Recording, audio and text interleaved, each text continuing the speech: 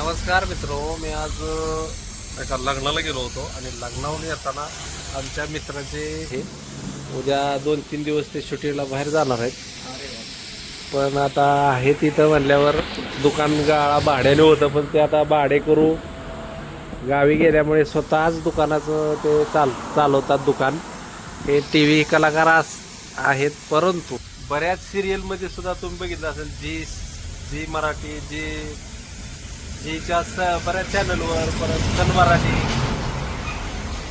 Star प्रवाह अशा मालिकेत तुम्ही बऱ्याच मालिकेमध्ये बघितलं असेल या व्यक्तीला. हो नमस्कार.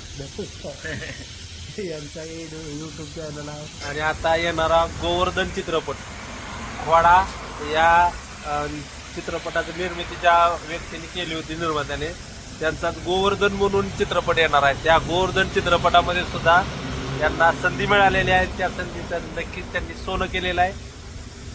मी टेंभूर नेऊन आलतो, जाताना म्हणलं आता गडीभर मित्रापाशी बसावा, आम्हाला काय बसाय वेळ मिळत नाही दोघाला. पण रस पाजला बरं का मला मित्राने.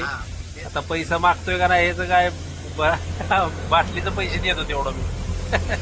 मित्रो, माणूस सहजासहजी वेडा होत नाही, पण ही बघा माणूस वेडसर आहे. एका घरासाठी किती तो झटला असेल, किती कष्ट केलं असेल, परंतु घरातली लोक उन्हाच्या एवढ्या रखरखत्या उन्हामध्ये 4-5 वेडे घातले त्याने. इथंच 1-2 किलोमीटर चालतंय उन्हामध्ये. आपण सावलीत बसून आनंद घेतोय आणि उन्हाचं ह्या बाई माणूस उन्हामध्ये झकमारी करतोय.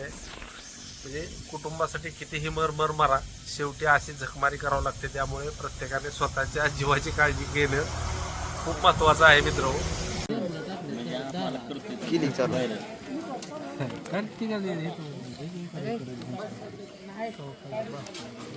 ओके, घेतलंही राहू सगळे.